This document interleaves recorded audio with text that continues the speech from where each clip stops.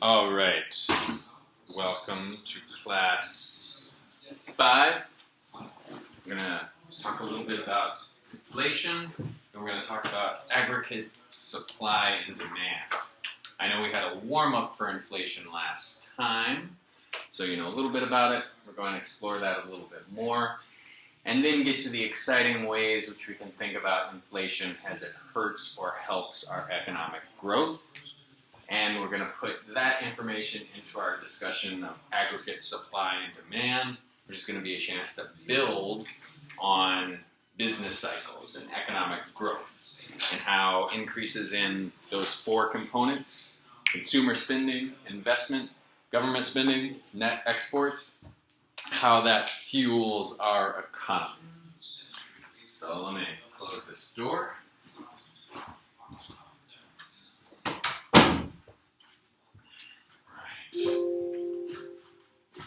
Inflation, how the government measures price level. I mentioned this idea of a basket of market goods last time, but I think I just mentioned it. We'll talk more specifically about it. How we do a little math on computing inflation. Won't be anything scary or complicated. And then we'll talk about the consequences and causes of inflation. And then that's going to lead into the next chapter, how that relates to economic growth. So let's do it. Inflation. All right, an increase in the general average price level of goods and services in the economy. So you made $30,000 in 1994, 1995, you still made the same $30,000. Well, you couldn't buy as much because there was an increase in the general average price level of goods and services in the economy. Contrast that with deflation, which is the opposite. Prices go down. Now, this has only happened a few times in recent history. It happened during the Great Depression, and it happened ever so briefly in a specific way during the Great Recession. Yes, question? Sorry, would the glut in the oil prices be deflation or no? Like oil? In a specific commodity? Okay, well, the prices of a good can go up and down, and that's fine based on supply and demand. Inflation, deflation is the whole economy, all goods and services. And we measure that with what we'll see just this basket of goods. So if the price of that typical basket of goods goes down, we call it deflation. If it goes up, we call it inflation. But good question, Luke. If a specific commodity goes up and down, we don't necessarily equate that to inflation. All right, we use... Do we know why it happens? Why inflation happens? Yeah. People just say, want to charge more. Yes, we know why inflation. Absolutely. We're going to talk about all those reasons. Why when consumers start spending more, prices go up. Typically, when we just see a little bit of economic growth, we see prices go up. When we have full employment, we have a little bit of inflation, and we consider that good. All right, everyone's working, everyone's spending, prices are going up modestly, and that's great. In terms of more specific than that, we'll talk about cost push inflation, and we'll talk about demand pull inflation. So two reasons why, and we'll discuss both those. The way we measure inflation is this consumer price index. This is a basket of goods. Has anyone heard of this consumer price index before? You must have heard it 1,000 times on CNN or some sort of money show. It just might go in one year out the other. But in any case, this is an index that measures changes in the average prices of consumer goods. The Bureau of Labor Statistics of the Department of Labor bases on monthly surveys, and they record an average price for a market basket of different items purchased by a typical urban family. So they've decided what is a typical urban family spending, and how can we use that to measure the average increase or average decrease in the cost of living. This basket has a good chunk of housing. That's important to consumers. transportation, food, insurance, healthcare, entertainment, apparel, education. The Bureau of Labor Statistics will look at the price of some quantity of education. They'll say, well, how much more is this than that slice of education was a year ago? And then they'll say the basket of goods has gone up this much, and that's our consumer price index. Typical consumer, what typical consumer has, needs, and uses. All right, to calculate inflation, I think we talked about a base year last time. There's just one point in time where we'll say this is our base year. And so if we want to say 1989 is our base year, that's when inflation is, that's when we're going to anchor our calculations. And in 1999, prices are a little bit higher. Wait a minute. No, so I said 1988. What did I say? 1988 was the base year. So 1989, prices would be a little higher. 1987, prices would be a little lower. And 1988 would be our 100. Our consumer price index would be 100 at that base year. So don't get confused if you see anything that looks funny. Why is it less than that year or more than that year? It's just some arbitrary anchor, some base year to calculate inflation. All right, so given that we have a base year, calculate this consumer price index. We're going to find the cost of market basket of goods, products at current year prices. All right, we're going to divide that by whatever we decide our base year is and the cost of market basket of products at that year. And then to make the CPI look the way we want it, we'll multiply by 100. So in the base year, we had the base year, and we would look at the base year prices would be the same as the current year prices because we would be in the base year, so that would be 1. We multiply that by 100, and we'll say the CPI in the base year is 100. And the CPI in years before that, assuming we're in a mild inflation environment, would be a little less than 100. 98, 95, 92. Go down a little bit as you decrease in years. And as you go forward in years, the CPI would increase. Let's see if we can get to I'll just skip right ahead to alright, this is not going to work. Okay. Yeah, that plan's not going to work. I wanted to just show you a visual consumer price index level. Anyway, so it'll be some variation of 100 in the base year, a little bit less in the years before, a little bit more in the years after. So let me go back to... Okay. So once we have our consumer price index, so we have the basket of goods in 1988 cost us, say, $100. That same basket of goods in 1992 cost us $111. Say there's been 11% inflation from 1988 to 1992. And we can calculate that inflation rate with an understandable formula. If we want to know the rate of inflation, we take the consumer price index in a given year. All right, we subtract off the consumer price index in the previous year, and we divide that by the previous year. So we have just a change over original formula. So previous year would be, say, 1988. Current year would be, say, 1992. What's the change from 1992 to 1988? Say it's $11 in this basket of goods. Divide that by whatever the CPI was in 1988. Suppose that's the base year. Suppose it's 100. 11 divided by 100, 0.11. Multiply that by 100, and we get the rate of inflation at 11%. Make sense so far? All right.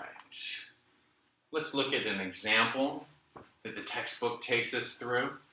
So I'm not just throwing numbers and formulas at you. So we look at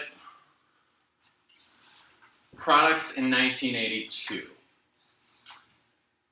In this basket, this simplified basket, we've got hamburgers, we've got gasoline, and we've got jeans. And we're looking at the price of hamburgers, the price of gasoline, the price of jeans. 50 hamburgers, 250 units of gasoline, 2 units of jeans. All right, the total cost for this basket of goods in 1982, $245. And then we go 14 years later, 1996. Those hamburgers used to be 50 cents. Now they used to be 80 cents. Now they're $1. I said hamburgers haven't gone up very much, really. And does that surprise you? Like hamburgers in 1982 were 80 cents. In 1996 were only $1. I don't know. Maybe just a staple of society that just didn't. Yeah, ground beef just kind of stayed similar. All right, and then gallons of gasoline. Gas went up from 70 cents to 90 cents. And then a pair of jeans, 1982. Those acid-washed jeans. Wait, no. Was that acid-washed in 1982? Or was acid-washed more like the early 90s, late 80s? I don't know. All right, so you've got like maybe the stone white jeans in 1982. In 1996, just a little sparkle of acid wash for $30. Doubled. So the price of jeans doubled in 14 years. Add up the price of that market basket of goods, you get $335. So we take the we're calculating the CPI. All right, this is a CPI calculation. It's not the rate of inflation. So we take the current year, which is now 1996, divided by the base year, which was 82, multiply that by 100, and we get the CPI is 136.7. So if we were to put this on a graph and say we have CPI on the vertical axis, what we'll do later, all right, we'll do like CPI, and we'll look at GDP. GDP. That's like GDP.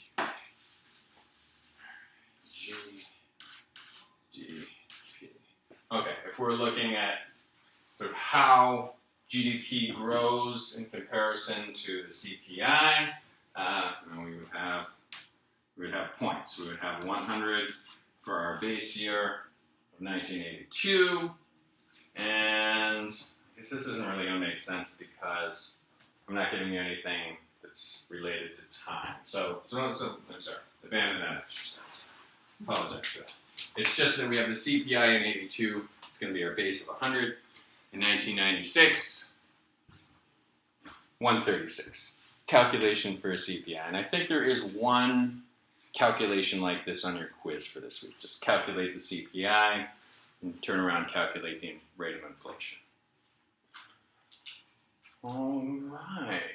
So let's actually do that. How would we calculate then the rate of inflation from 1996, or from 1982 to 1986? So we've got the CPI in 82 is 100, and we've got the CPI in 96 is 136.7. So how do we calculate the rate of inflation over those 14 years? 100 is the base year, right? Yes. 1982. Yes.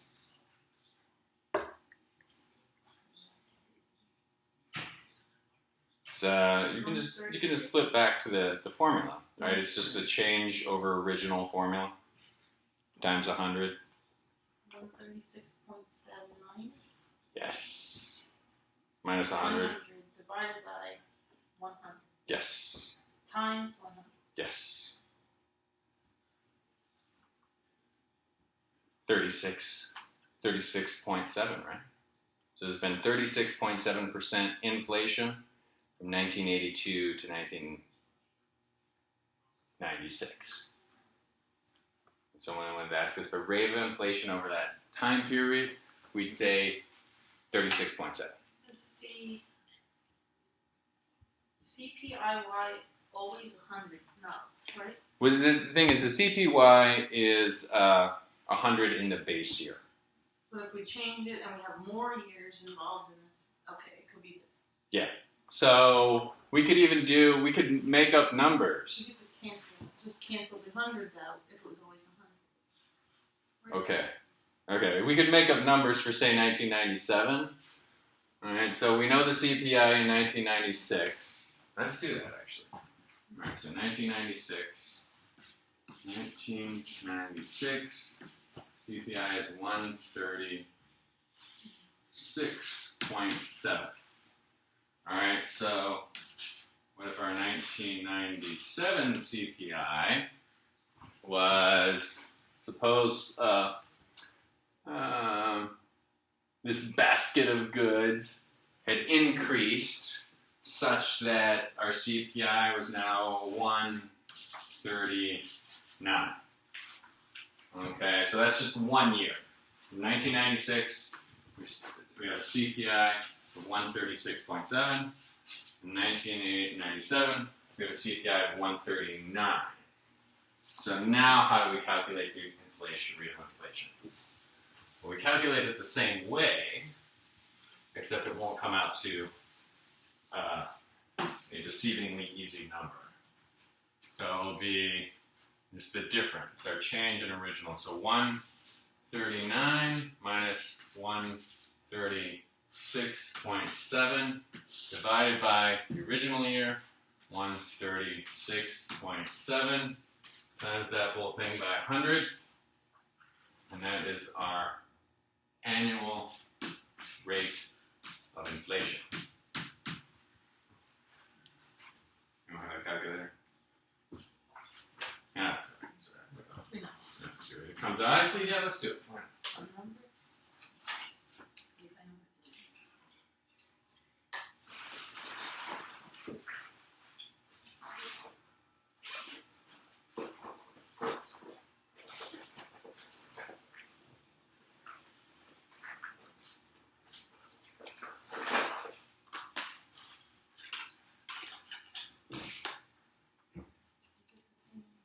It's hard on the camera on this thing. I think Luke's going to save us a non-cell phone note. I think it's 1.68. Mm, No? I haven't used this in a long time, and the Yeah. batteries are dead. Oh. I got the same answer. Okay. So 1.68%. A little more than 1.5% inflation from 1996 to 1997. All right. Professor, the first one. Yes. Why was the base year from 1992 to 100? Why? I'm just. The base year for 1982 was 100. I'm just not. Why are we choosing 100 on? It's arbitrary. We decide where we want the base year to be. We chose 1982 in this example. We could have chosen 1971. And it would still be 100 if we. Whatever we choose as the base year, the CPI in that year will be 100. Then we use the CPI to calculate the rate of inflation. And that rate of inflation will be the same no matter what we choose as the base year. Does that make sense? So choosing a base year just helps us visualize, helps us actually do the calculations. We have to choose a base year. And my first thought when I studied this was, why can't they just have like the first year where they have data be the base year? And I don't know. I never got in front of any economists to decide these, make these decisions, and never told them that. So they use an arbitrary base year, which is right in the middle of your data. That particular base year, the CPI will be 100. do they take into account, like, if the government decides to subsidize products? Like the hamburger, for instance. I'm pretty sure the government subsidizes meat. But they do not. Yeah, they do not take that into account. They just So measure that might be what- why it's so low, in comparison to the other. Yeah. They just measure the dollars it costs. Like what value you can get for your dollar is how they estimate inflation. So I guess if the government could subsidize everything, then that would skew the rate of inflation. But that would be pretty much impossible. It'd be pretty difficult to subsidize everything just to mess with the rate of inflation. Hey, so, Yeah, 'cause I think they subsidize hamburgers. yeah. All right, so we'll That's why it hasn't doubled or anything. Yeah, that's a great point. So that's the individual product, and that's actually what Luke asked about initially. If the individual product, the price goes up or down or stays the same in this case, we don't say that's necessarily inflation. We say there are supply and demand or subsidy reasons for that. All right. So quick definition: disinflation just means a reduction in the rate of inflation. So it doesn't mean deflation, it just means a slowing of the rate of inflation. You may hear this term occasionally. You may say we want disinflation, right? We want the rate of inflation to slow down a little bit. We're not saying we want zero inflation. We're not saying we want deflation, because that could mean the economy is contracting and that would be bad. But we could just handle a little disinflation. All right. So let's take a look at some of the past rates of inflation. On the horizontal axis, we have time starting in 1930 going all the way up to 2015. And we have the inflation rate. 0 is the middle line, and then higher is, of course, inflation. Lower is deflation. So what's going on here, 1930 to 1934? You see we have significant deflation, right? We have the Great Depression. We have companies laying people off. We have no one with any money to spend on products, so there's less demand overall, and prices decrease. We have workers who are willing to work for significantly less, so the wages go down. Then, what do we have? And then we have 1935. I guess we have a little inflationary period where there's some government, and I don't remember actually, I remember from my American history there were some various government programs in the middle of the Depression, which may have gotten the economy going briefly, but it couldn't sustain. What really ended the Depression was the World War II and the increased demand in military spending, increased production. So, what else do we have? Anyone tell me what else you see in this graph that looks of interest to you? Maybe pick out some of the significant points of inflation or significant points of deflation. I guess 2000 went down. Yeah, 2000. This one? No, to the right of that. This one. Yeah. Yeah. This guy here? Yeah, what happened there? 2009. Yeah, this is 2009. And we have very slight deflation. So prices went down into. Did anyone notice that? Anyone notice that your dollar was going a little bit further in 2009 than it had gone in 2008? Did any of you feel that?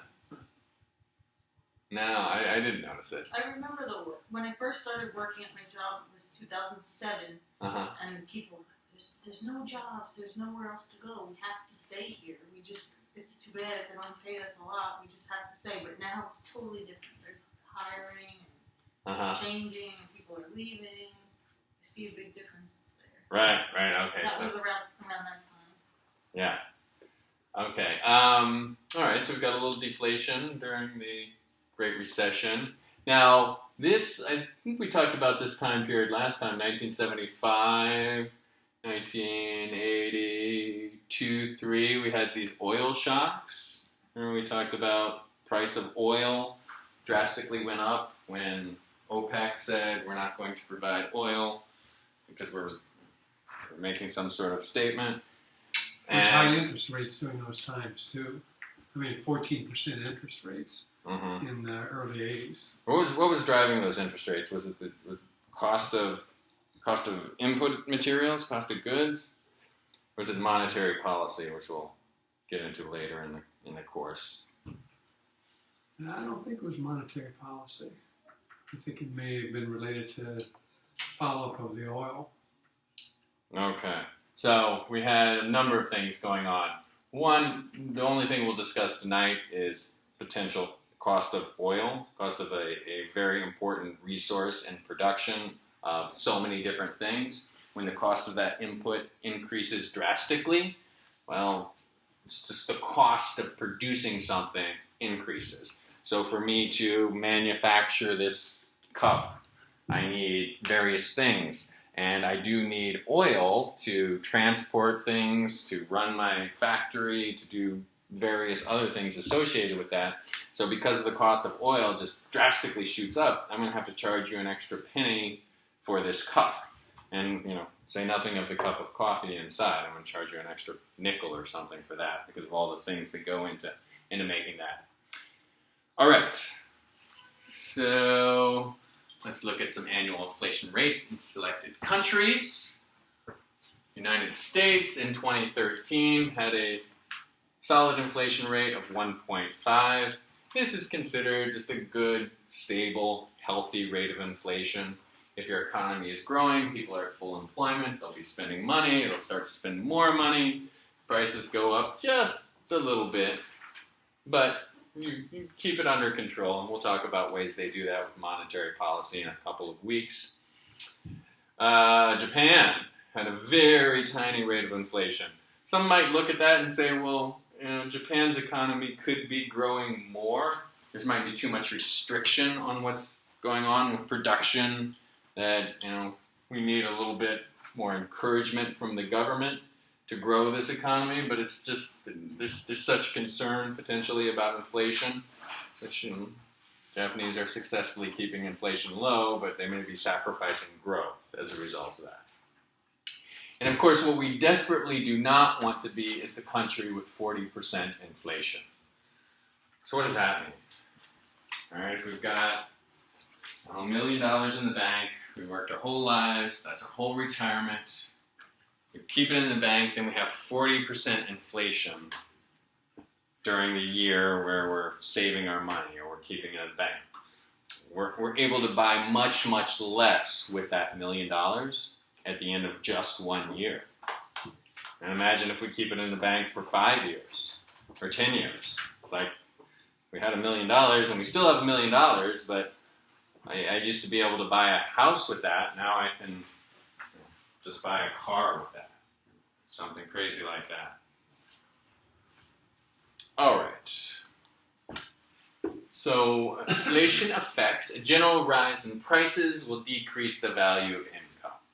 So if you're in an extremely high inflationary environment, the income that you have will be worth less than it is, or less than it was before this inflationary period. And that brings us to, questions. Actually, just going back to Yeah. Venezuela having such a high inflation rate, I spoke to a friend of mine who's from there, and he would say that you can fill up your car with like $2, but to go buy just like a bottle of water, it's like $10 for one bottle of water. So the price of gas is significantly low? Yeah, though they're huge on oil. But Okay. yeah, you can fill up your car with $2. You want some water, it's $10. Wow. It's ridiculous. Like, Okay, and I'm so like, there's you gotta be kidding me. So now it's like that. Wow. Yeah. In Ecuador, they say it's like that, where you can't buy clothes, but you can buy food. Food is nothing. It doesn't cost anything. But clothes, they're always asking for stuff. Mm-hmm. Very, very expensive. Mm-hmm. Yeah, I mean, it just wreaks havoc on your economy. Even though some stuff may be affordable, if you have a drastic rate of inflation, how do you manage economic growth? Do you try to put the brakes on that? Well, we'll talk about monetary policy in a couple of weeks, and we'll see that there's some tough ways to approach that. But bottom line is you prefer less inflation because it decreases the value of your income. And that brings us to a couple points, which you've heard these terms before. Nominal income and real income. What is the difference between those two things? Nominal. What's nominal income? Numbers. All right, it's the actual, Bank of America says they're going to pay you $95,000. That's how much they're going to pay. That's nominal income. But what's your real income? 2 years later. Adjusted for inflation. Adjusted for inflation. Exactly. What about taxes? Do we care? Well, taxes, we care about paying taxes. We personally would rather not pay them. But in terms of real income and nominal income, we won't factor in for taxes. Real income just gives us a way of relating how much money we're making today, how much money someone else was making 35 years ago. And because there's some inflation, of course, the actual number, the nominal number we're going to make compared to the person 35 years ago is going to be much higher. But in terms of real income, are we really making more, or do we have a better quality of life because of what we're able to purchase with that? Well, real income gives us an apples to apples comparison. Can you figure that out for your own self? Like year to year, the CPI is going up. Yeah. Your Yeah. income should go up Yeah. more. Yeah, so you'd have to have a base year. And you could have that be the year that you start. You started in 2010, $95,000, and you see the rate of inflation. We'll say $100,000. 2010. The rate of inflation in the next year was 3%, and you got an increase of 1%. So what happened to your real income? So you can argue with the bulls. I have to find out what the rate of inflation is this year. Yeah. Well, you can look at the CPI. Yeah. So your rate of your real income went down because inflation went up 3%, and your nominal income only went up 1%. So yeah, tell your boss it's time for a cost of living raise, at least. All right, and we can calculate this using the CPI. Well, what's our nominal income? That $100,000 we're making. How many baskets of typical goods are we able to buy? Well, in last year we were able to buy whatever it was, 700, a certain number, and that was our real income. But as the CPI gets higher and higher, that decreases our real income. And that's the calculation. Our real income is we take our nominal income divided by the CPI. And I guess we do this as a decimal. I think there's one or two calculations on your quiz, but there won't be anything that's confusing. It'll be something straightforward. All right. So percentage change in real income line is our percentage change in nominal income minus our percentage change in the CPI. So back to that previous example, if your nominal income went up 1%, but the change in CPI was 3%, what was the percentage change in your real income? 2. That's pretty optimistic.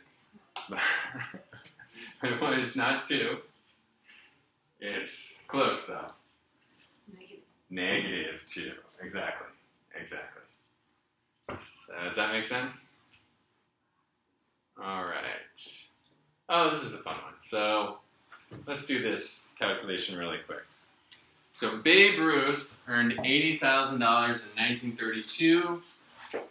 How much did he earn in 2009 dollars? So how would we calculate this real income for Babe Ruth? So let's take his salary in the previous year, which is going to be 1932, and we're going to multiply it by the CPI in 2009, and we're going to divide that by the CPI in 1932. So now the base year is somewhere in between here. That's where the base year gets a little confusing. Like say the base year was 1970, all right, and then 2009, the CPI, the basket of goods cost $218.10. In 1932, that same basket of goods cost $13.70. And I guess it's cut off on the back here, but you can see the salary in 2010 was 1.273 million. Yes, question. Now, is that something you look up in that given year? Because the previous slide, we calculated it, and then this one, like, the number's given. Yeah. So Okay. this is the CPI that's given. So we know how to Okay, calculate. so you're given. All right, you're solving for X then. Yes, we're given the CPI, so we know the rate of inflation. Okay. We could actually calculate that rate of inflation too. Yeah. All right. Yes, question. Actually, I went online this afternoon, and there's a chart you can get that has the CPI in any given year, and all you do is put in the year of income you have and how much you made, and compare it to 2016, and it can give you what current value is. Oh, it's a website. Send us the link. Yeah. It's Send the link, or send me the link, and I'll post that on Blackboard. That's do you remember the name of the website? I just looked up CPI indexes, Okay. and so that rolled up. There was this chart that you can compute it. All you do is put the amount of money and the year. Okay. Fantastic. We can compare ourselves to how much. I don't know. How much did George Washington get paid to be president in 1790, Right. whatever it was? That's true. Yeah. All right. Fantastic. Decline in real income. If the rate of inflation is greater than the rate of nominal income, the rate of inflation is greater than the rate of nominal income increase. All right. This is the example we went through with Lonnie, where she had a decline in real income because her income increased 1% and the inflation rate was 3%, so her real income went down 2%. And then I think the last thing we want to talk about before we get off inflation is nominal interest rate and real interest rate. So if you're in an inflationary environment, how does that affect your decision to invest money in a bank? So you're experiencing inflation. How does that factor into putting money into a bank account?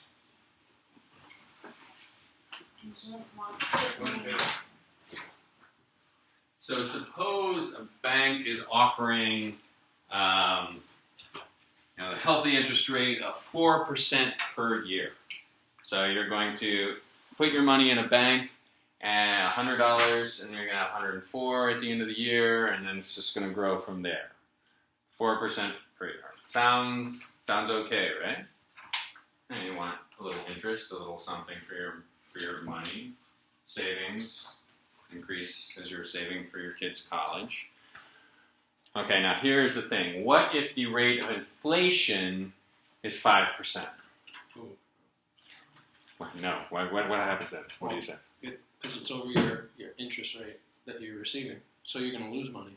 You're going to lose money. Does that make sense? So when you take that money out, it's going to be nominally more because you're going to get 4% each year. But the value of that money, you're going to be able to buy less. You will have lost real value because the rate of inflation was higher than the interest rate. Does that make sense? What if you're trying to watch the cycle? So you expect that it's hot, inflation's high now, it might go down. Okay. And then it might be a good move. Okay. Yeah, absolutely. Absolutely. So inflation is high now, 5%. All of a sudden, we experience a decrease in inflation. It goes down to 1%. You're making 3% on your money. Then that's a good thing. Absolutely. So bankers calculate that. They think, our Are we going to lose out on this deal if the rate of inflation decreases? Absolutely. Question. Yeah, actually, I think the interest rates these days are around 1%, and that's not a bad thing. Well, that's not a good thing, but I think Japan right now is charging people for making bank deposits. So you're not only making any money for them to keep your money, You have to pay them. Yeah, Yes. so there's further erosion Yeah. of your resources. Yeah, so let's go back to this chart. Look at Japan's rate of inflation. So they have a very small rate of inflation. So you might say they would only have to entice you with a very small interest rate. So maybe like 1%. So at the end of a year, you've increased your dollars by 1%. You've lost a little bit in inflation, but you're on the net positive. Right? You've gained a little bit by increasing the value in real terms of your dollars. And that's if you're getting 1%. But what if you're paying them 2%? So I guess Negative. you're getting negative. In your house and just Negative run interest. that way. Yeah. So I guess you can do that if the inflation rates are so low in Japan, and you need a safe place to park your money. All right. So we've got nominal interest rate, the actual rate of interest without adjustment for inflation. Suppose it is the banks offer you 4%. All right. Real interest rate, the nominal rate of interest minus the inflation rate. And we said, well, what if inflation rate is 5%? All right. What's the real interest rate then? All right. The bank's nominal interest rate is 4%. Rate of inflation is 5%. What's the real interest rate? Minus 1. Minus 1%. All right. So don't park your money there. All right, two types of inflation Lonnie asked about earlier. First is demand pull. The second is cost push. Let's see if we can figure this out without going to the slides. What might be demand pull inflation? I'll give you More population. more population. Yeah, that could be the root cause of it. But what's the next step? People want more, they're going to pay more.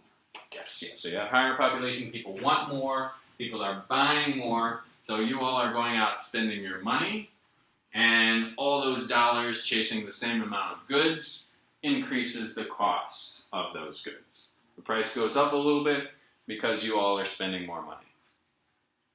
Fantastic. How about cost push?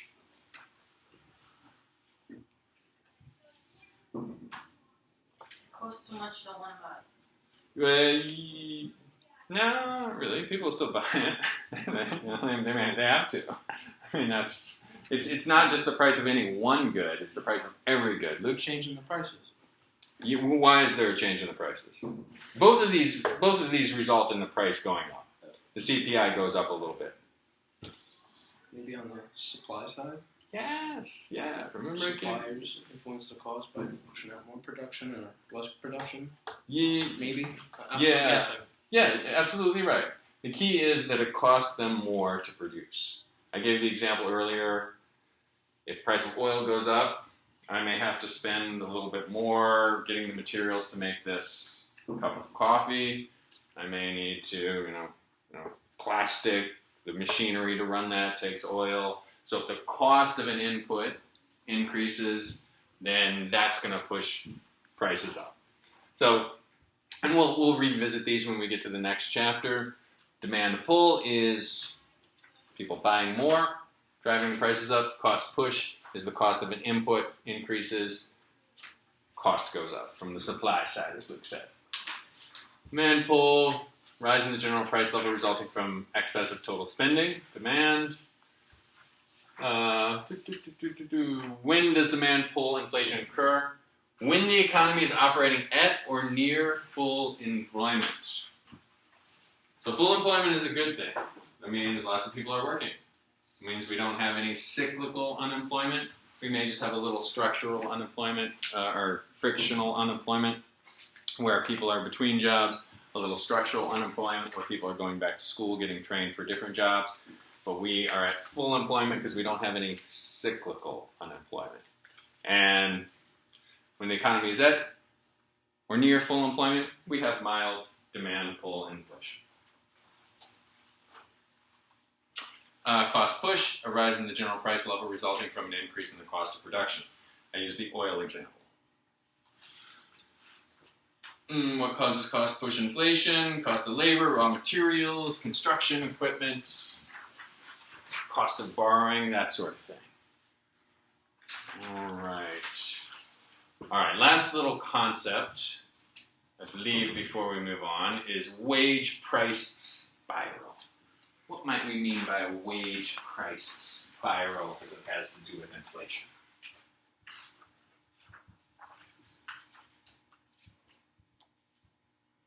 All right, well, we've got wages, which you pay people to work, do labor. And we've got the price we charge for the goods those workers produce. And we've got the word spiral mixed in there. So, meaning those two things are combining to either drastically increase or drastically decrease. So, what if I have to pay you all a little bit more to produce my product, and then because I have to pay you a little bit more, I'm going to increase the price, and then the same people that I'm paying more to produce, they're having to pay a little bit more for the product, and now they want even more money to do the job, and it gets into a spiral that way. Wage price spiral. The cost goes up, the cost of the labor goes up, the price goes up a little bit, then the labor goes up more, price goes up a little, the cost goes up a little bit more. All right, any questions on that? We won't talk too much about that. I just wanted you to have an understanding of that as we talked a little bit about hyperinflation and a little bit about how these things can get out of hand. All right. So aggregate supply and demand. All right, so this is a fun way to put inflation into practice, and also it will be a combination of things that we've discussed in previous sections. So we'll look at how to use the aggregate demand and supply model to explain business cycle. Okay, so let's see, how am I doing this? Aggregate demand. I'm going to go through aggregate demand, and then I'm going to go through aggregate supply, and then we're going to talk about equilibrium. Okay, so this is, and hopefully you can see this on your slides, but this in this projector just gets cut off a little bit. This is our aggregate demand curve. On the vertical axis, we have the price level measured in CPI, and on the horizontal axis, we have real GDP in trillions of dollars per year. And this is similar from this demand curve that we saw in class 1. The difference is the demand curve we saw in class 1 was just one product. And it was easy to understand that as the price of one product went down, people would want more of it. As the price of one product went up, people would want less of it. Possibly and often because if the price of one product goes up, people can just walk across the street and buy a substitute product. Aggregate demand is a little bit different than that because as the price goes up, this represents the price of everything going up. So you can't walk across the street and buy a substitute product. So aggregate demand is slightly different that way, but it still follows many of the same principles. Some of the things we talk about and why it is downward sloping to the right will be the same concepts as a regular supply-demand curve, but we just realize that it's different because it's everything, it's aggregate demand, and also because it's everything changing in price at the same time. All right. So this curve shows the level of real GDP purchased by consumers, businesses, governments, and foreigners, net exports, at different possible price levels during a time period. All right. The vertical axis, as we mentioned, is the price measured in CPI. The horizontal axis, as we mentioned, is the value of final goods and services measured by real GDP. Now, as we get a decrease in price level, it follows some of the same principles, but they're explained a little bit differently. So I'm going to come back to this. I'm going to talk about why it slopes downward to the right. I'm going to talk about the real balances effect, the interest rate effect, and the net exports effect. So let me just go back to my graph. Now I'm going to talk about those. I'm going to talk about those three things, and they may sound familiar, but let's just look at them in a slightly different light, with aggregate demand rather than demand. So real balances effect is just the concept that as the price level goes down, you get more for your money. As the price of this basket of goods goes down, you get more value out of it. So price of everything goes down. Now I can spend a little bit more on gasoline because it'll take me a little bit further. I can see, I can go on longer trips. I may want to go out to a movie because I can see 2 movies a week. Last year I could only see 1 movie a week. So as the price goes down, you get more value, you get more benefit. So we understand why you would want to buy more quantity. That's a real balance effect, and that's very similar to what we saw when we looked at individual supply and demand. The savings, what's called the savings effect? Yeah, it's the interest rate effect, right? Interest rate effect, okay. So the interest rate effect is that as the price level goes up, people will borrow more money to buy these products. The higher the price level, the increased need for borrowing. Now, we didn't really look at this when we looked at individual demand, but when we're looking at everything a consumer spends, everything a consumer buys, borrowing may be a factor. So the higher the price level, the more borrowing that happens. And this is a warm-up for our monetary policy, but let me just throw this question out. When more people want to borrow money, what do you think happens to the interest rate? Goes up, right? Everybody wants to borrow money, so the bankers can charge a higher interest rate. So the more the price goes up, the more people want to borrow, and the higher interest rate there is. So as there's a higher interest rate, do you think that makes people less inclined to borrow or more inclined to borrow? Lonnie? Less. Right. So higher price means higher interest rate means less inclined to borrow. So as the price level goes up of this basket of goods, we have a decrease in demand because of that interest rate effect. Does that make sense? Bear with me, Luke. Higher price, higher interest rate, less inclined to borrow. People say, I'm not going to buy that car. I have to pay 24% interest. I'm not a desperate 19-year-old. I'm going to wait. I'm going to ride the bus. All right, so we've got real balances effect. We've got interest rate effect. We've got the third one. It's export effect. How do you say it? How's it go? Net export effect? Net export effect. Okay. Now this one is a little bit of the substitution effect. So this GDP is within our economy. Suppose it's the United States economy. So if the prices in the United States economy go up, What if the prices in Japan or the prices in China, what if they're going down?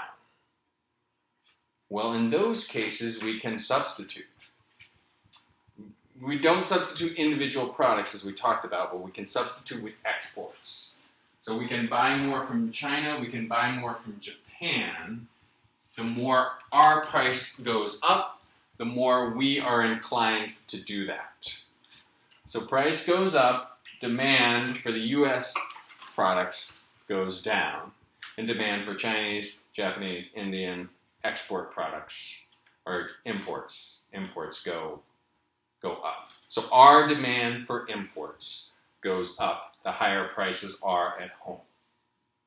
And the higher our prices are at home, the less demand foreigners have for our goods. Make sense? Okay. So let me make sure I said all those correctly. We talk about real balances effect, which is very similar to our supply and demand concept we talked about in class 1. We talked about interest rate effect, which is important for you to know, if for no other reason than this is an important warm-up for our monetary policy discussion that's coming in a week or two. And then the net export effect is a little bit of the substitution effect. As our prices go up, we're going to have more demand for our products in other markets. All right, so we've got a definition of the real balances effect, all written for you on the slide. We've got a definition of the interest rate effect, written for you on the next slide. And we've got a definition of the net exports effect, written for you on the next slide. Any questions about those three? Okay. And we've got a summation of what happens with each of those three and how they affect aggregate demand. Movement along that aggregate demand curve. All right. Now, thus far, we've just been talking about movement along the aggregate demand curve. And this may sound familiar from class 1. We said, all right, price changes, we have movement along the aggregate demand curve for those three things: interest rate effects, real balances effect, and net exports effect. But we can also have shifts in the aggregate demand curve. The same way we can have shifts in an individual product's demand curve. Does anyone know, can anyone guess how and why we would have a shift in the aggregate demand curve?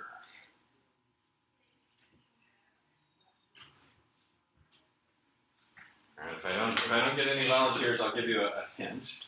And then I'll just keep giving you more hints. Would it be the change in the imports or exports? Yeah, that's one reason.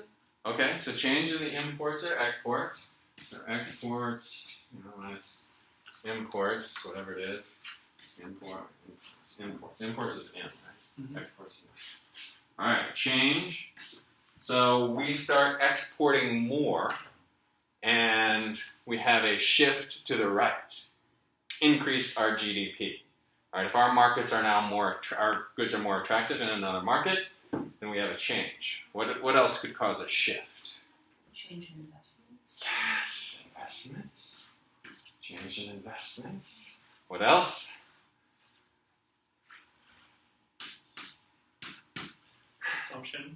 Consumption, yes. What else? Government, yes. All right. So I really like getting to this point. It's looking a lot like GDP. What's that? Looks a lot like GDP, right? Yeah. So, well, this is GDP. Like, isn't that the equation? Yes. Okay. All right. Yes. Just so I'm not dumb. Okay. Thank you. It's the changes in any of these factors will increase GDP, and this is essentially a shift in aggregate demand.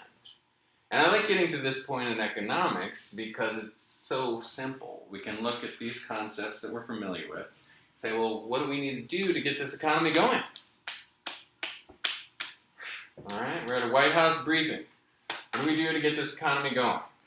Believe me, they don't get much more complicated than this. No, I'm just guessing. I've never been in the White Increased House. government spending. Yes. Stimulus They packages. say increase government spending. All right, stimulus package. Bailouts. Yeah, Same thing. let's fuel the economy by injecting more money in the economy. And then they'll say, well, thank God those tax and spend liberals are gone, so we're not going to do that.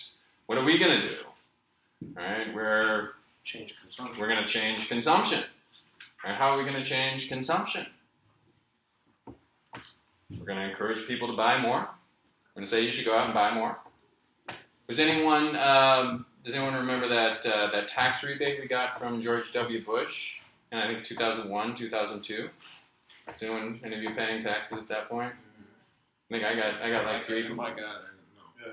I got like $300-400 from George W. Bush, personally from him. And he said you should take that money, go out and build yourself a nice patio in your backyard. All right, spend that money at Ace Hardware, buy yourself a case of beer, have a drink on me.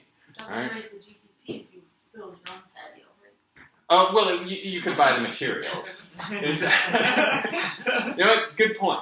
You should hire someone to build your patio. All right, let's get the economy stimulated that way. Investment. All right, let's think about making the economy more business friendly, perhaps. Let's give tax incentives to companies who are going to build a new factory here. Let's try to get that virtuous cycle going. And then, of course, we talked about government spending, and that'll be an important part of our discussion in a little bit about how we might get out of a recession. Imports, exports. All right, so how do we win that trade war? Did anyone hear in the debate the other night? Tax Are there a lot? imports. What's that? Tax imports. Yes, tax imports. All right, if only we could just tax imports and there would be no retribution. We tax imports and then they won't tax our exports, right? Right? That was how it works. No, okay. People have to choose to buy things made in the USA. Start a Buy American campaign? Actually, isn't that why in food they do high fructose corn syrup? Because sugar has a very high tax. Yeah, something that sounds familiar. Anyone remember that? I guess that would be considered a substitute. Like if you buy a can of Coke in Europe, it has real sugar in it, Yeah, but it doesn't have it. because of like some kind of like tariff on. And sugar. is it the agricultural lobby in the United States? Yeah, I don't know if it's Sugar an lobby. import coming in or they tax it. The American Sugar Lobby? American Sugar Lobby. Right. So what they say, the American Sugar Lobby says you have to buy American, and they do. American. You have to buy American, and otherwise we're gonna tax, or we're gonna do all sorts of stuff. And then Coke says, we're not gonna pay that bloated sugar for American sugar That's why because the soda is like high fructose corn So they're syrup. not So buying Yeah. and because we use so much sugar. You know how much sugar is in a can of Coke? It's 41 crazy. grams. I don't know. It's crazy. So It's a lot. they spend so much on sugar, they would have to spend a lot more if they were buying that American-made sugar. Okay, we could build a wall and get Mexico to pay for it. Right? That's one thing we could do. All right, we're losing the trade war with Mexico. I don't know if you heard Trump in the debate. There were a lot of things happened at that debate, but the last one, he said, we're at an $800 billion trade deficit. All right, we're losing this. And he said we need someone with money, someone with good sense to fix that for us.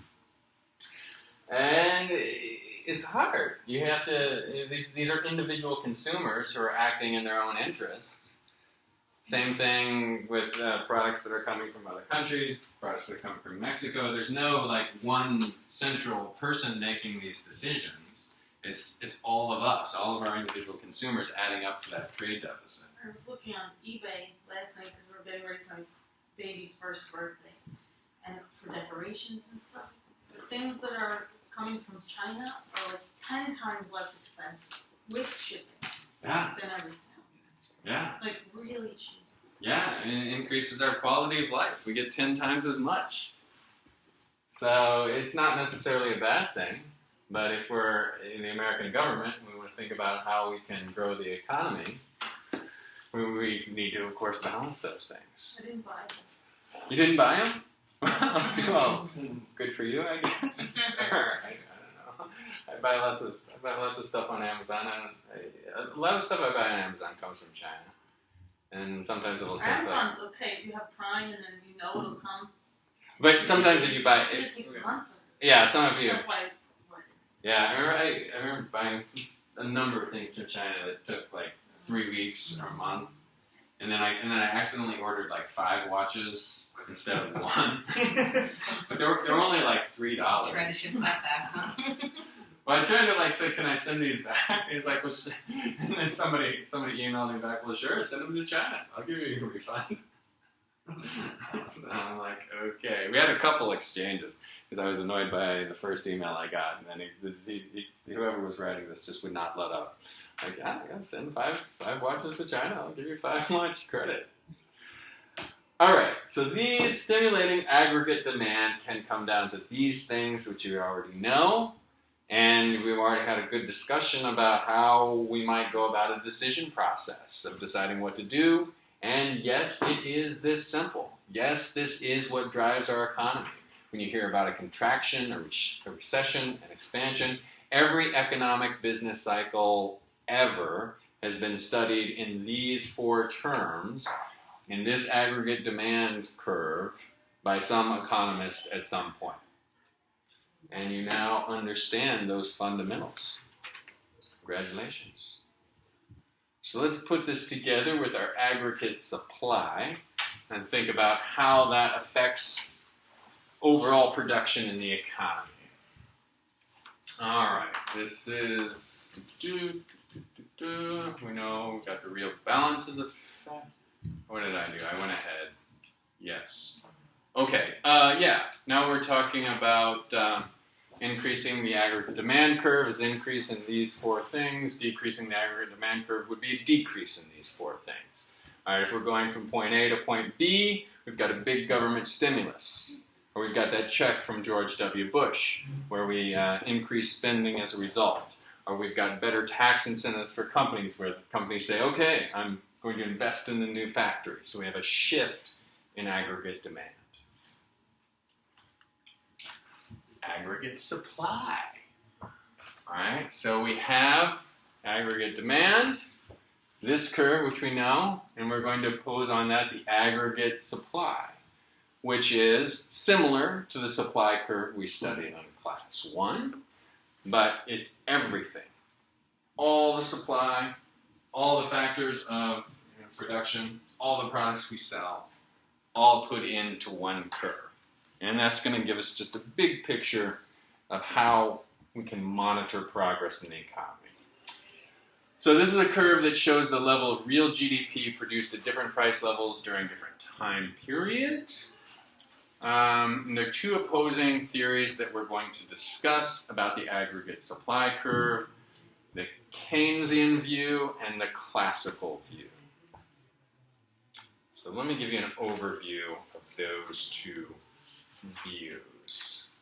So first, let me just say, we'll think of a price level. We'll have a price level on the vertical axis. We'll have GDP on the horizontal axis, and it will tend to slope the same way we think of a supply curve sloping that we learned in class 1. But there are a couple of interesting things. One thing that is very important in the aggregate supply curve is that a huge component of aggregate supply is labor. Right? The cost of wages to produce products. And we looked a little bit about labor, I think, when we were in class 2 or 3. But labor is a key component, a key driving factor in how this curve breaks. Okay, so in determining the overall price level in the economy, we put aggregate supply with aggregate demand, and that's voila, our equilibrium price level. All right, in terms of these 2 competing views, we're going to talk about the Keynesian view, and we're going to talk about the classical view. Now, the classical view, I'll start with that one. classical view makes the assumption, has the theory that when we're operating at full employment, we essentially can't produce any more GDP than that. Because full employment means everyone is working. Everyone except a few people who are between jobs, a few people are going back to school for retraining. Everyone is working, all the factories are running at optimal average levels. So we ultimately face a vertical line for aggregate supply. This doesn't matter how much the price level increases, we just can't really produce any more than that. So that will be important if we look at a classical model of aggregate supply and what happens and how price level reaches an equilibrium. So that's classical. We face a vertical aggregate supply curve. The Keynesian range says, well, there are some points when we face a horizontal aggregate supply curve. And the reason for that is, well, during a recession, there are reasons which stop prices from decreasing and stop prices from increasing as well. And Keynes, he was a guy who wrote in the middle of the Depression. He saw how the Depression was affecting the economy. He saw a lot of unemployed workers around him, but yet at the same time, he saw people who weren't unemployed and who were still making decent wages. And those people who were working were still buying products at a relatively similar price level. And he said there are a couple reasons why he thinks the price levels and wages will not go down during a recession. That would be minimum wage laws and union contracts, primarily. So even during a recession, so as if we can imagine the aggregate demand curve shifting further and further to the left, as consumers are decreasing their spending, there's less investment, less government spending, we're losing the trade war, that prices will not necessarily go down because of union contracts or minimum wage laws.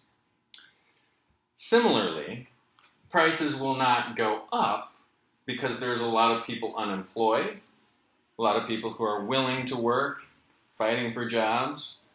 So they will keep the price levels low. And there will also be an abundant supply of products. As people are less able to spend, there won't be this run on products which would drive the price down. So those are just the two pieces I want you to at least just kind of get a feel for. The Keynesian region, as we get to the left side of the aggregate supply curve, and we're talking about a recession, like lower GDP.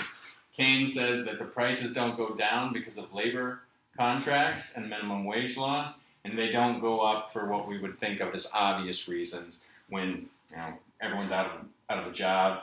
Then prices will not go up. And we also want to understand the rationale behind the classic range of the aggregate supply curve, which is at full employment, an economy really can't produce that much more, even if demand continues to increase. And then, of course, there's an intermediate range where some of the things you would expect would happen. When we have more demand, price will go up a little bit. When we have less demand, price will go down a little bit. All right, what I want to do now is I want to explain in a little more detail the classic range, and then we'll take a break, and then we'll come back and we'll revisit that. But I want to put this classic range idea in your head before we break. All right. Now remember, classical economists claim that the aggregate supply curve is vertical. Why do they claim that? Full employment. Full employment, all right? If there's more demand, we can't really help you. We can't produce more. If there's less demand, well, we still have the same number of people who want jobs. We still have the same number of factories who want to try to produce all these products. So classical economists say there's a vertical aggregate supply curve. So if we are at this dotted line, and all of a sudden there is a shift in aggregate demand. And why might there be a shift in aggregate demand? One of these reasons, perhaps. Consumer spending goes down, investment goes down, government spending goes down, we start losing the trade battle. So we have a decrease in demand. Alright, so what happens when we have a decrease in demand? We have, one, a bunch of products that are not being sold, and we also have a bunch of unemployed workers. Because demand for our products and services is here, supply for our products and services here. So we have a surplus. Alright, so what happens to equilibrium when we have that surplus? Take a look at the graph and tell me what you see happen.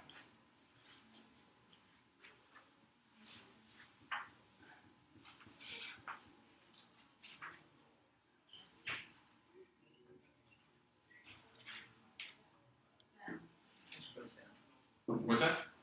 It goes down. Price goes down, right? Alright, price goes down, and what else happens? So, what's the employment level here? And what's the employment in GDP here? I guess it's not terribly clear because this is just as GDP. But when there's this decrease in demand, one, our GDP goes down, and that represents a lot of people out of work. We're at less than full employment.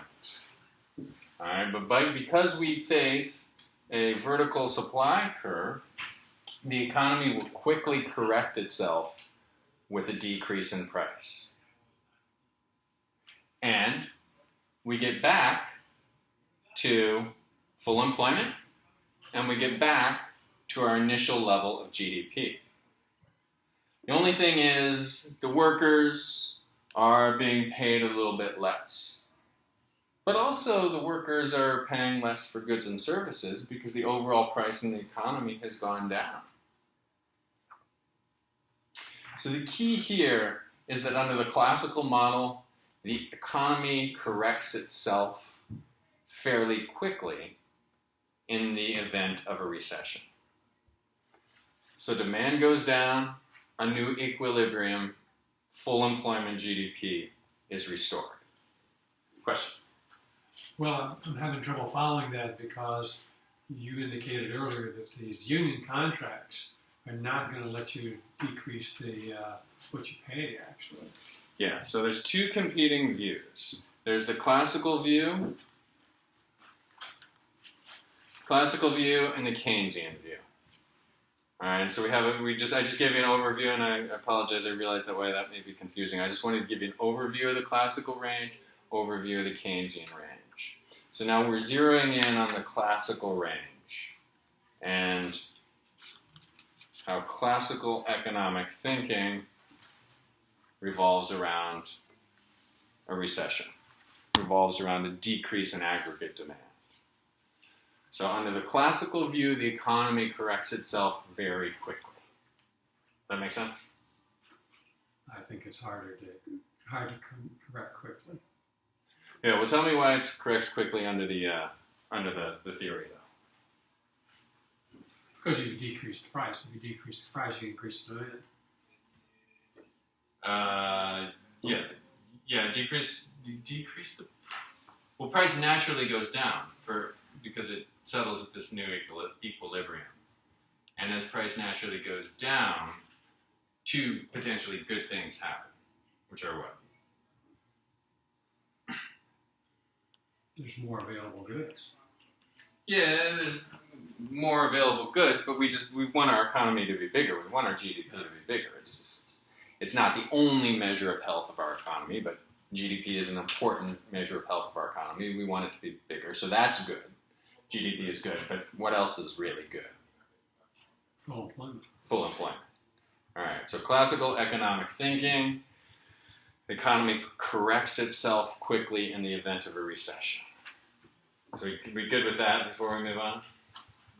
It's a theory, yes. Yeah, so what we need to remember is the next step, the competing theory of the Keynesian theory. Do we want to get into that now, or you want to take a quick break? Let's take a quick break. Let's come back at 5 after 8.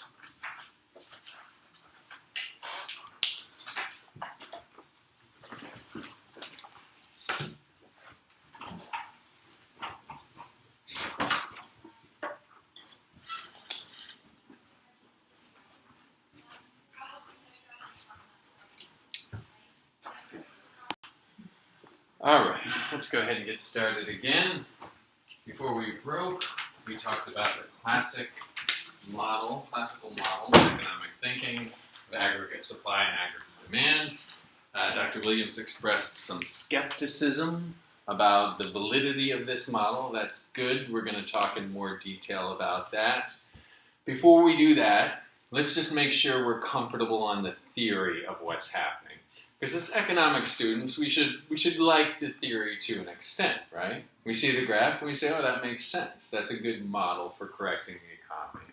So can someone just walk us through what happens, why we face a vertical aggregate supply curve, and just the process of a decrease in demand and how a new equilibrium is established? Andrej? Well, there's full employment at $16 trillion, Yes. and we're at equilibrium at a price level of 300. Okay. This is at the aggregate demand curve. Yeah, and why is this vertical? Then we're doing. Oh, is that because the economy is considered full employment, or? Yeah, because full employment is everyone working, and everyone's going to want to work whether the price is high or price is low. Everyone needs a job, essentially, and this is all the factories operating at their normal, healthy capacity. And that's not necessarily going to change based on demand. Go ahead, I'm sorry. Okay, and then there was a shift in demand, Yeah, one of these factors, right? Something happened, which decreased it. Okay. and the price level decreased, with the equilibrium point also decreasing to 12 trillion. Yes, okay, and we like that new equilibrium. What are a couple things we like about that? Back to fun. Back to full employment, that is key. Back to full employment, we also like the healthy GDP, and the classical economists say, all right, that's great. So we understand that. And there's a couple problems with this. One is it might not happen. We might not get back to that equilibrium. And Keynes presented a theory where he said it doesn't really work like that. So we'll discuss that. But the other thing before we move off on this is that even if it does happen, this is an awfully painful process. Right? And we're not talking about just one factory full of Beanie Babies that no one wants to buy, and then we have a big sale, and the price goes down, and we sell them. And we're talking about the entire economy. Everything in the economy is less demand. We have a huge number of unemployed workers who are walking around saying, I need a job, I need a job. And that, in theory, would decrease the cost of labor and, in theory, get everyone back to work. How long do they think it would take to get that? That's a good question. We went through the Great Depression, and we still have people who are adamant about the classical model being the right model. And the Depression lasted a long time, right? And it never fully corrected itself until we had an event which increased demand. So I answered your question, I don't know, but I imagine there's some economists say a short amount of time, some economists say, well, there's something else weird going on here. But often people will hold to that theory. But it, again, could be an extremely painful process of the economy correcting itself in this fashion and could take an awful long time. And then we have Keynes saying not only would it be a painful process and take an awful long time, but I don't even think it would really happen. I don't think it would happen because if demand decreases and we're in a recessionary environment, we have those factors which prevent the price from going down. And they are Union contracts. union contracts, minimum wage laws.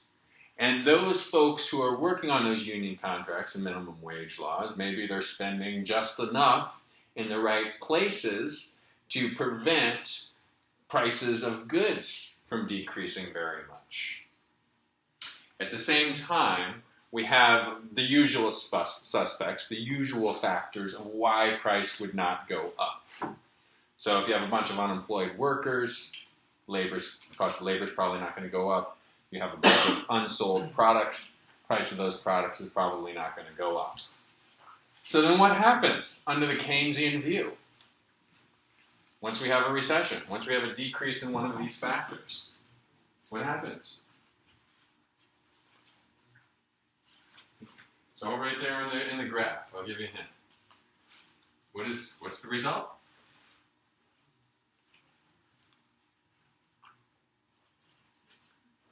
Demand decreases, GDP decreases, then what happens? Employment decreases. Employment decreases and unemployment increases. And then what happens? It's not self-correcting. Nothing. Nothing happens. Right? It just stays low. Right? It just stays there. Right? If we don't step in and change the economy, if we don't boost it somehow, then nothing happens. Right? So Keynes presented this theory where the economy is not self-correcting. And what he said was, we need one of these factors. Specifically, he liked the idea of government. He said the government needs to step in, spur the economy, get people spending again, and that is the way to get back to full employment and to increase the GDP. The Keynesian view. I remember when I was studying this, I remember that Keynesian view. I thought of Keynes and I thought of keys. And I thought, like he said, we need like a key to sort of jumpstart the economy, that being government spending. All right, so we need some sort of stimulus to push that economy back, get us close to full employment under the Keynesian view. Keynes was this famous Cambridge University economist who wrote the General Theory of Employment, Interest, yada yada, in 1936. He said, when there was a severe recession, that the horizontal supply curve, it's flat, exists because prices and wages are rigid and fixed or rigid. During a deep recession, there are many idle resources in the economy. Firms are willing to sell products at current prices because there are no shortages to put upward prices on upward pressure on prices. So this is what we'd expect if people are not spending, if there's a lot of unemployed worker, there is no demand for upward movement on prices. But what is a little strange is that why don't prices go down? And Keynes said, well, unemployed workers, I guess the last one, union contracts prevent businesses from lowering wage rates. And also, your textbook also mentions minimum wage, something else which keeps that aggregate supply curve flat in Keynes's view. According to Keynes, government spending must be used to increase aggregate demand and restore a depressed economy to full employment. Government spending increases, boom, aggregate demand increases, and the economy moves. Price level remains constant while real GDP and employment rise. Let's get a visual of that. Classic view. Oh god, okay, wait. So price level remains constant while real GDP and employment rise. Let's go back to the graph. All right, so if government steps, so we have a recession, all right, and we're now at E1, this dotted line. All right, Keynes says we need government spending to step in to stimulate the economy. price level will remain constant, and GDP and employment will increase. And that's great, right? We don't have unemployment, and we don't have rapid inflation. That's another interesting point. Keynes argued price level will remain constant. We won't have to suffer from inflation. All right. Okay, and then we talked about the classical view. This is just review what we talked about. This is just all written down for you. You can maybe underline some stuff or circle certain points. The classical view is the vertical line at the full employment, real GDP. The economy operates normally at full employment because real GDP markets will adjust within a short period of time. Lonnie, just an answer to your question in a short period of time. Unlike the Keynes, classical economists believe in flexibility of prices and wages. A decrease in aggregate demand creates a surplus of unsold goods.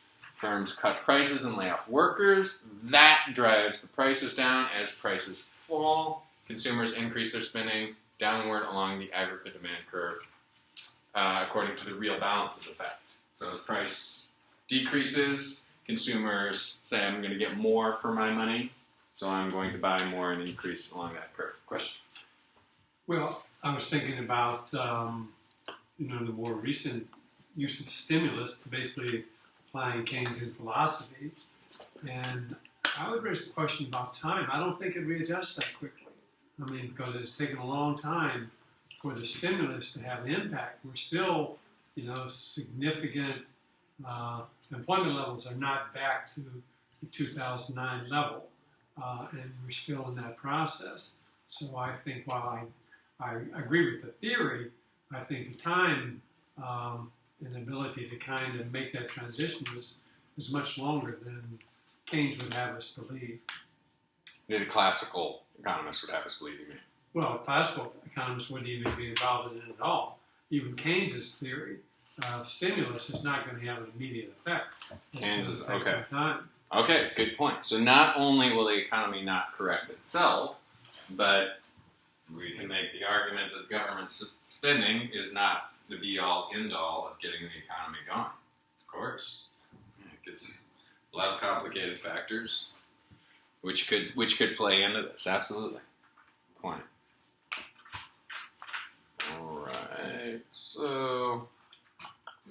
Alright, so under the classical view, we're just summing up, aggregate demand decreases at full employment. Unemployment causes decrease in prices, and the economy moves back to a level of full employment.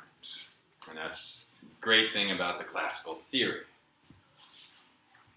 All right, now let's talk about this intermediate range. So economists have cut and pasted these two models. They said, well, Keynes talked about a recessionary environment, and there is some evidence that the aggregate supply curve is horizontal in that recessionary environment. There's also some evidence that the aggregate supply curve is vertical in the full employment environment. And for those reasons that we mentioned, like everyone's working. You can't do much more than everyone working all the time, no matter how much prices increase. So economists will often say there's a classical range. With that rationale, I keep pointing to Andres because I answered that question. We'll credit Andres with coming up with that theory.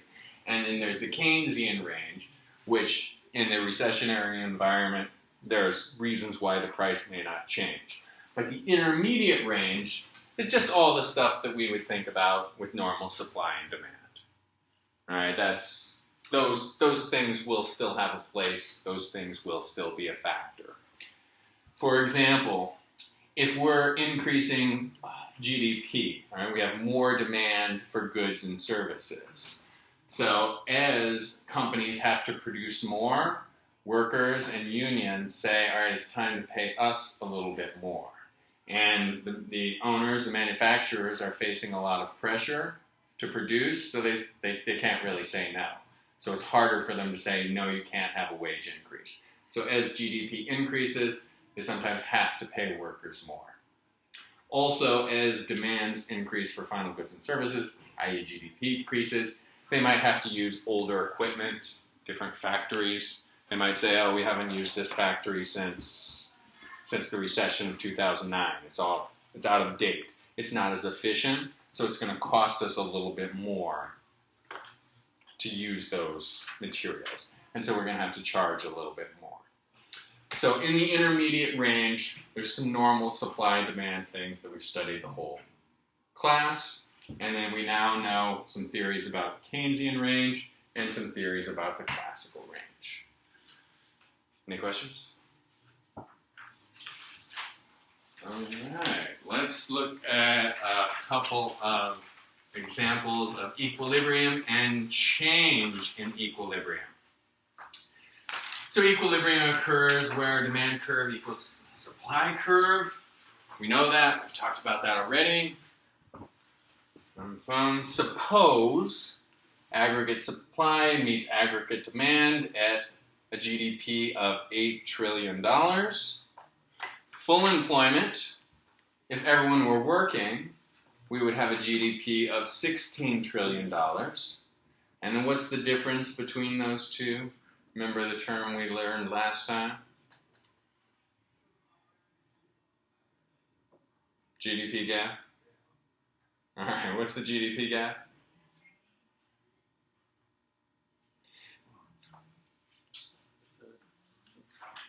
You can pretty much just look at it and tell me what it is. GDP gap?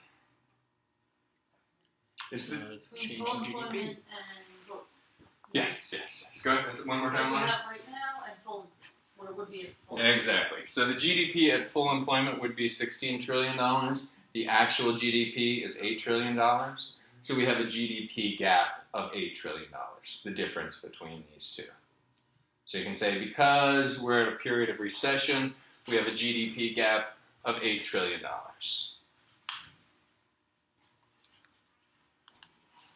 All right. Is this just a review? Yeah. Okay, this is just a review. We talked about along the Keynesian range, real GDP increases while price level remains constant. So we have this flat, real GDP could increase without price increasing. Along this intermediate range, we could have real GDP increasing and price would be increasing. And then we get into the classical range. We're producing as much as we can, but we'll gladly take more money for our product. Price increases significantly at that rate. So suppose we have these shifts in aggregate demand. This is along the Keynesian range. Price does not increase.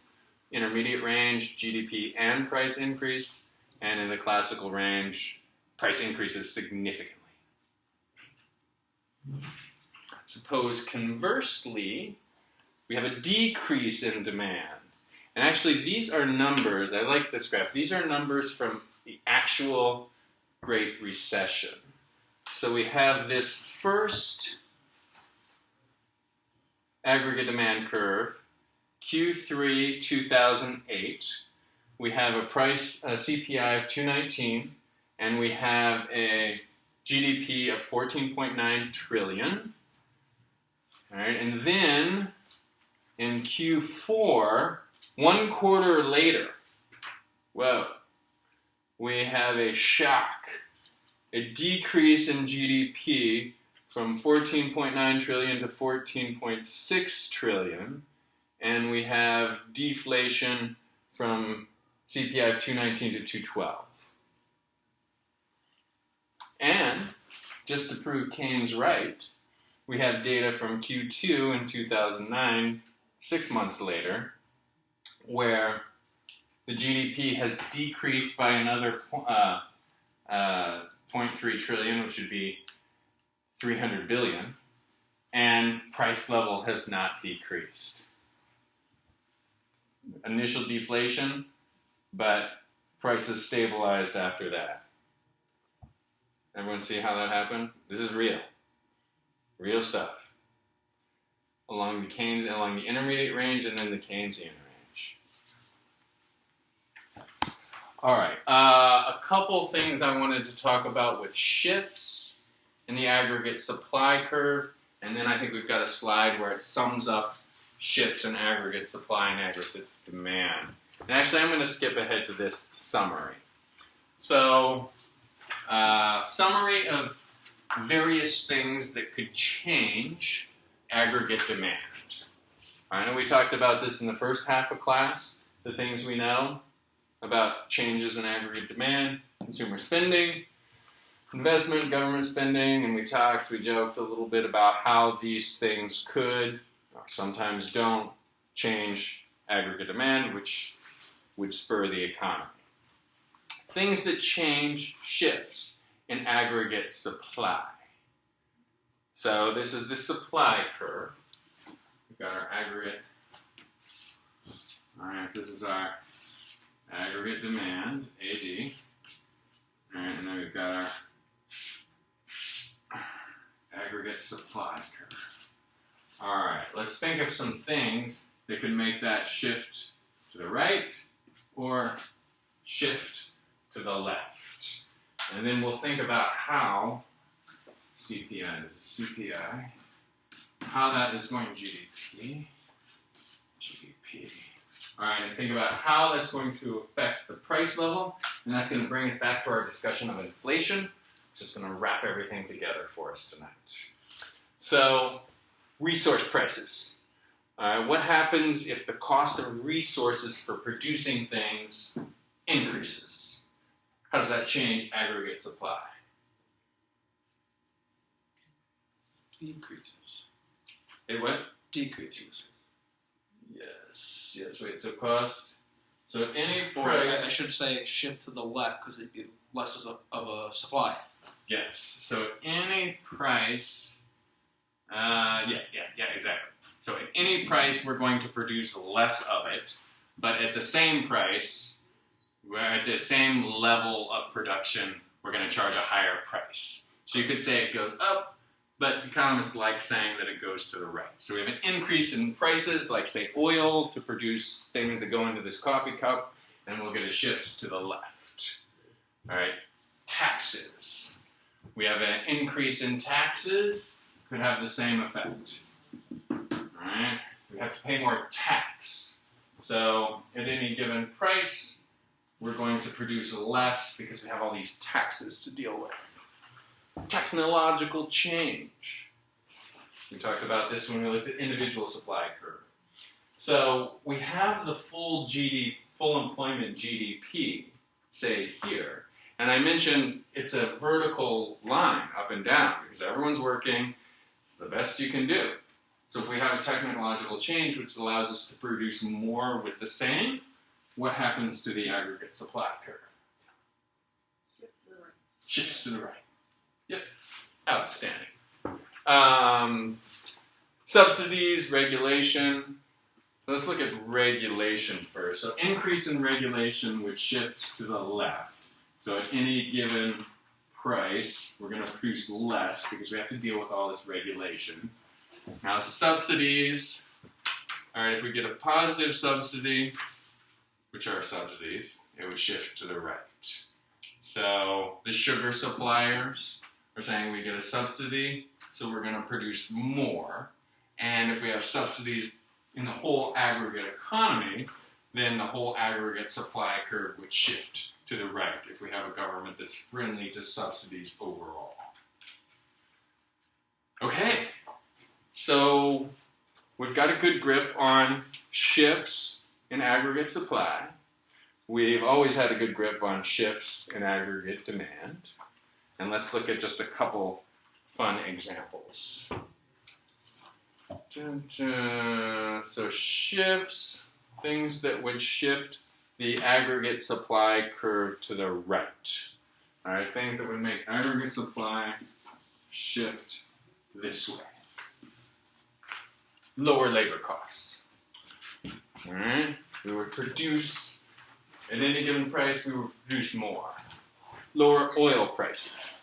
Any given price, we can produce more. Lower taxes, reduce the regulations. any given price, we can produce more because we don't have to deal with those regulations. We don't have to deal with as many taxes. All right. So these are things which would cause a shift to the right, increase in aggregate supply. Okay.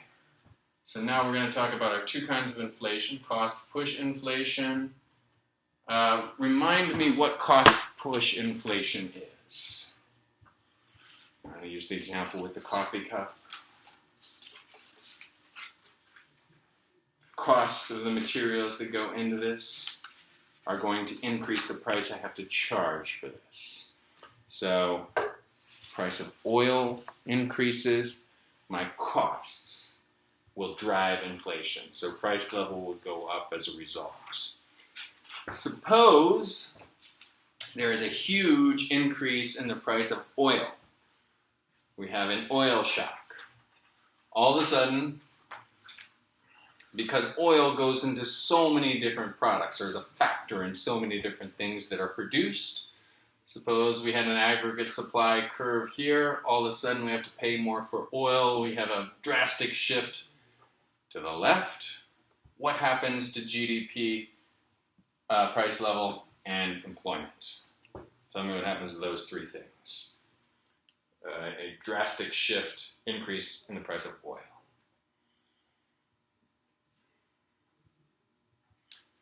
All right, well, what happens to price? Tell me that first. Price went up, right? Yeah, price went up. So this is cost push inflation. So the price of oil, cost to produce it increased. So we have an increase in price. All right, that's one. How about, tell me what happens to GDP and the employment level. GDP goes down. Yeah, GDP goes down because at any given price, all right, we're producing less because it costs more. All right, and we have fewer people working because our demand has stayed the same, so we can't employ the same number of workers if people are not going to be, or people are going to be buying less given the high prices. So this, we have what economists call an unusual situation where we have high inflation and high unemployment. When the price of an input good drastically increases, we will have a sudden increase in inflation and a sudden increase in unemployment. So high unemployment, high inflation. And we'll talk later about how those things typically don't go hand in hand and how monetary policy works with that to make sure they don't. But in this case, they can, and economists call that stagflation. We heard of stagflation before? Anyone heard of that before? All right, well now you've heard of it. Stagflation. The late 70s, when the oil shocks happened, we suffered stagflation, high unemployment, and rapid inflation. It just confused economists at first. Confused the economy. All right. And then on the other hand, instead of cost push inflation, we could have demand pull inflation, which means consumers are buying more, so they're demanding higher. And there's more demand, so the prices are going to go up naturally a little bit because of that. And depending on where we are in the aggregate supply curve, we will have a slight increase in GDP, slight increase in price, and slight increase in employment. And those are all good things, as long as they're moderate. All right, business cycles, shifts in the aggregate demand, and aggregate supply curve. So before tonight, we knew that business cycles were a result of these peaks, recessions, troughs, expansion. We knew that, and we knew a little bit about how they were related to these four factors. But now we can look at both demand and supply, demand in terms of these factors, and supply in terms of the two theories we have, Keynesian theory and classical theory, and how we can combine those to have a deeper explanation of how business cycles happen, recessions, expansion happens. Any questions? Don't get too excited. Let me just double check, make sure there's nothing else. Yeah. Okay, good. All right. All right. I'll look forward to seeing you all next week. Yes, on it. This book, there's because we're doing chapters 13 and 14. Yes. But there's also chapter 14 appendix. Oh yeah. I mean, So, I mean, you can, if it's interesting to you, you can look at it. But I didn't take any material from it. There's nothing on the quiz on it. okay.